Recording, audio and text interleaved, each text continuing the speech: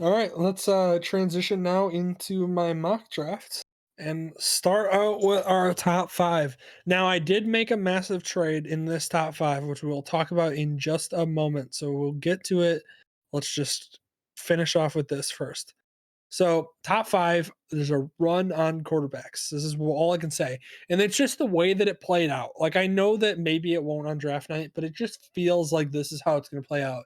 So, what I have is the Jacksonville Jaguars, the same as last mock draft, drafting Trevor Lawrence. That's a given. They're going to draft Trevor Lawrence. It's set in stone. Same with, in my opinion, the New York Jets drafting Zach Wilson. I think both of those picks are set in stone. That's what's happening. I don't think there's going to be any trades in the top two. That's done. Now, where I do think a trade is gonna happen, which I have right here at the 3rd pick with the Carolina Panthers, is I have them trading up from 8 in order to jump the Falcons for Justin Fields. Now, I do think that Justin Fields had a lot of hype at the beginning of the Ohio State season, and he didn't perform to the liking of a lot of people. I'm an Ohio State fan, so I fall into that category with us not doing too much, championship-wise, but uh, what Justin Fields brings, though, is a massive arm, a lot of potential, athletic ability, and seems to be one of those quarterbacks who, I mean, he was in the top two conversation. It was Trevor Lawrence at one and Justin Fields at two before Zach Wilson stormed onto the season or onto the scene during his season. So I think Justin Fields gets more hype, and the hype kind of continues to build with him as he goes into the draft.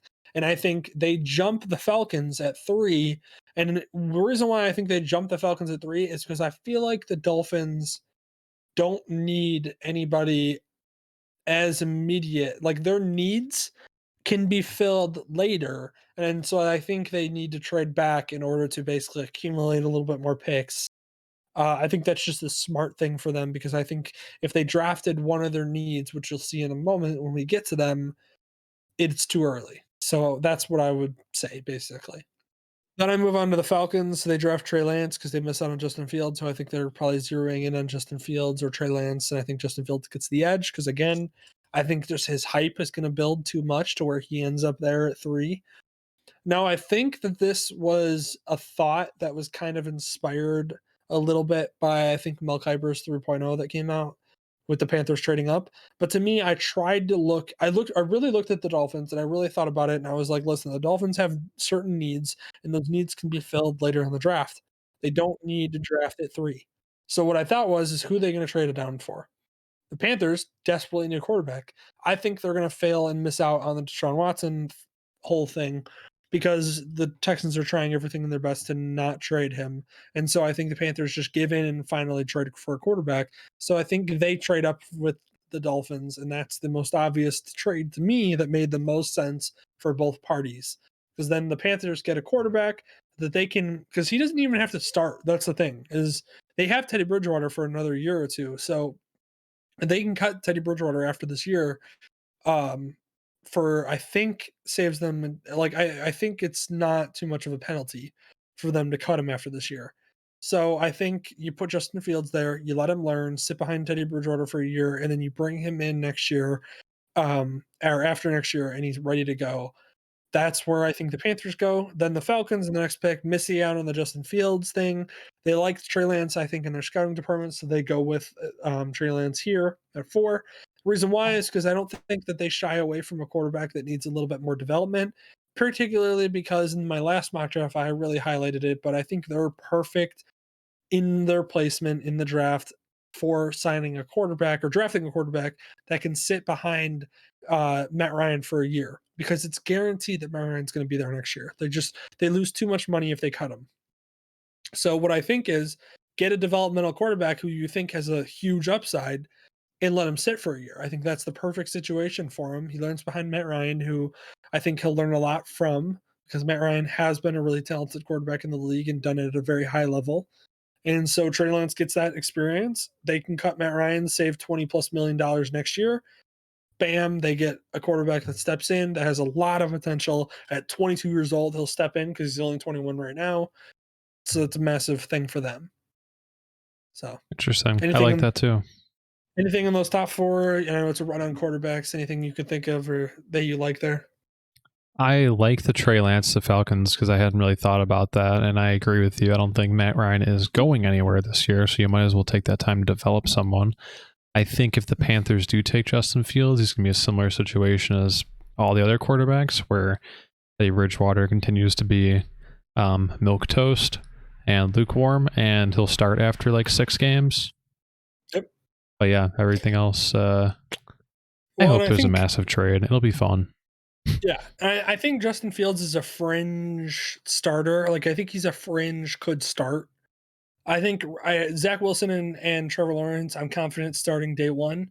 That's where I draw the line, though. I think Justin Fields, though, is like on that line. Like, he's a fringe, could be a starter day one if they needed him to be, but I think he's better off if he's able to sit, whether it be for like what you said, 6 games or not. I think that's just where I feel with him. I feel like he would benefit a lot more in his game from learning, but because he does have a couple things he should work out in his game, but I think that he could start if you needed him to.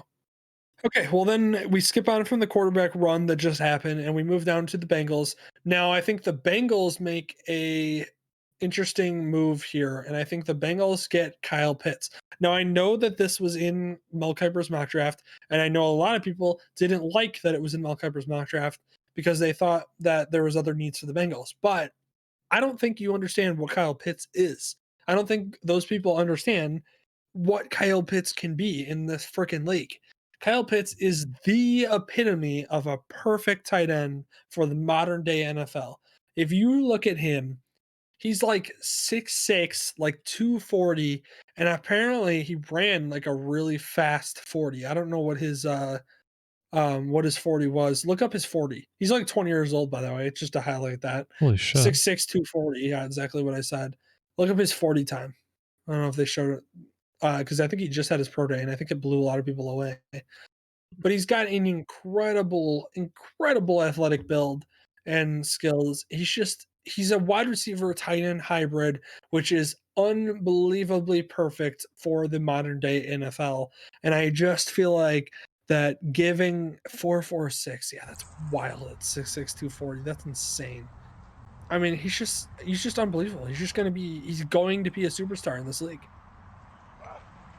Like, people don't understand he's going to be a superstar. There's no like I don't have a doubt in my mind about a prospect in this. Like, there's nobody in this draft besides maybe Panay Sol who I think is going to be a superstar in this league more than this guy. I'm not gonna lie to you, I've heard Kyle Pitts so many times because of like how good he is and everything. And I was like, oh, that's cool and stuff. And I thought I thought his real name was Kylie Pitts, and I heard about that a bunch. Yeah. And I thought then that too. 2, I was 100% 100% sure he was a white guy by his name, especially when I thought it was Kylie Pitts. So when you Yeah. told me that this was Kyle Pitts, I was like, oh shit, I had no idea. Because Yep. he looks like a monster, and I thought he was just like a really, really athletically, I don't know, finessing, cool looking dude Yeah. or whatever named Kylie, and he was like a baller in college or something. I didn't know he Yep. was a monster who's like a generational prospect. So this Oh, is new for me to is know. generational. He's a freak of nature. I mean, he's 6'6", 240, running a 4.46 is wild at tight end. He's literally a tight end wide receiver hybrid, which again there is literally nothing more perfect than that in the NFL right now. Like, you look at Kelsey, who doesn't line up usually on the line. That's what we're talking about. That's what he's going to be. Except for I think he's faster than Kelsey. Like, so if he continues to develop and has the hands like Kelsey, he could be a lot better than Kelsey. Like, that's how scary he is as a prospect. Like, Wow. it's unbelievable. And that's why, like, when people were upset that maybe he wasn't the right fit for the Bengals or whatever, and maybe the Bengals should address other needs. No, go get yourself a generational talent who Joe Burrow for his entire career will have as a safety valve in this league, and you will not be disappointed. Okay, I'm sold on that. I've always heard That's how I soul or whatever. I really think that Panay Sol could be the pick there, but in my heart, I just think Kyle Pitts is gonna have enough hype as well as I think he's a bona fide superstar that you gotta pick him. All right. Okay. And then moving on to the Eagles, I think the Eagles kind of get lucky here with that trade because I think if the Dolphins didn't make that trade happen in this draft, they wouldn't be getting Jamar Chase right here at 6. Jamar Chase would most likely be taken at 3 by the Dolphins. But I think because the Dolphins picked up Fuller or Will Fuller, I think the Dolphins think that they can address wide receiver later in the draft at 8, which you'll see. But I think here the Eagles get lucky. They get Jamar Chase, who is the best prospect available in this draft. He was the top receiver going into the year, and he opted out of the year, I believe. But he's still, I think he's going to probably have a pro day. I would assume he's going to participate to remind everybody that he's the best wide receiver in this draft. Even over Devonta Smith. I think he's also just the better fit here for the Eagles because I think the Eagles really need a solid wide receiver route runner who's going to be a reliable target for Jalen Hurts. They also have Jalen Rager already for the Eagles, who's a speedster, but not a reliable guy in the red zone. So that's where you get Jamar Chase comes in. He's your number 1 receiver. Jalen Rager's your number 2. That's an awesome setup. Or Jalen Rager could be your slot. I mean, that's up to them, their matchups. But that's a really great receiving build for a receiving core for years to come. Very Lions, I good. think, the Lions are surprised that he fell to them, but they get Devonta Smith, the Heisman winning wide receiver, who I think is going to be a star in this league. I think he's a little undersized, and that's the only part that scares me. Everything else is great. He's a fantastic route runner. He's got an incredible speed. He's got an incredible acceleration too. He can just flat out run. And he also is one of the smartest wide receivers in this draft, knowing how to manipulate the defenders, knowing how to run his routes effectively against the defense. And that's what's really separated him from the other wide receivers. And that's why he won the Heisman. And that's why he put up such great numbers, is because he runs those routes so well and he's so smart for a wide receiver. I just think his only issue is that he basically he didn't do a pro day, but he basically said that he weighed in at 170. 170 to me at size 6'1" is incredibly thin. That's the only part that scares me, is he could get bodied by a corner. That's my only Yeah. problem with it. That's my only fear. That literally, as small of a fear as it can be, that's the only one that I have. So everything else is great. I think he gets drafted right here by the Detroit Lions, who really need a wide receiver, obviously replacing Kenny Galladay. And I think honestly Devonta Smith is going to be better than Kenny Galladay. Wow. Miami Dolphins, who made that trade down from the Panthers at 8, end up with Jalen Waddle. So they got Will Fuller, who's a speedster. I think they go with the next best wide receiver off the board. They don't get Jamar Chase, they don't get Devonta Smith, but I think they're very happy with getting Jalen Waddle, who I think is the fastest receiver in this draft. I think if he ran if he ran a 40, he would probably run in the low 4.3s, high 4.2s, which is wild. Very similar to Henry Ruggs before him that came from Alabama. I think Jalen Waddle is a speedster and a guy who can do a lot too in punt return and kick return.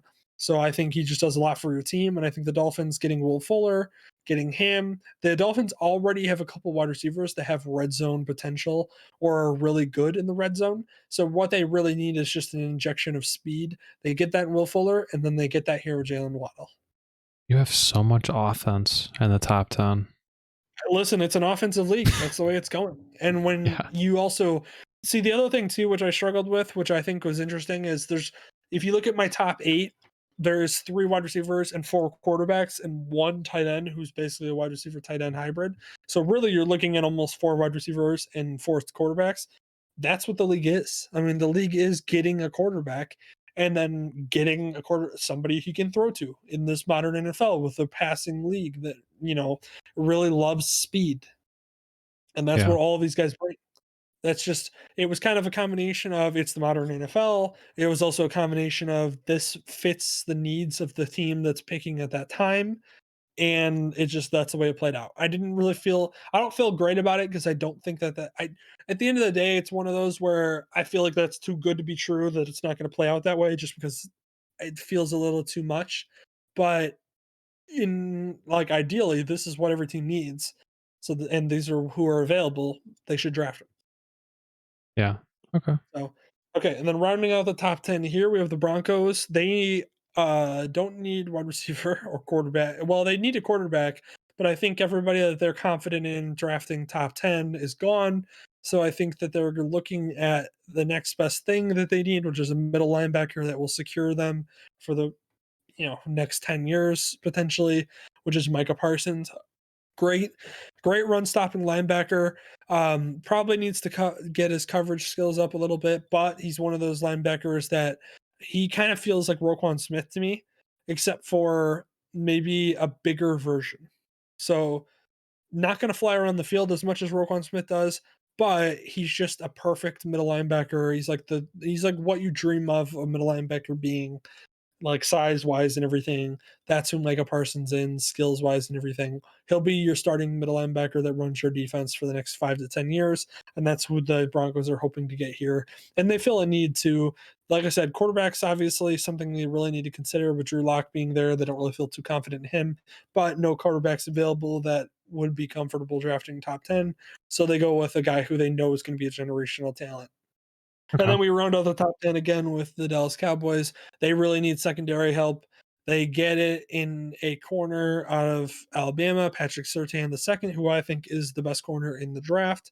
I think his hype will continue to build, but he's been the best corner all year. He's looked the best corner all year, and he is the best corner at 6'2", as well as great size for a corner at number one.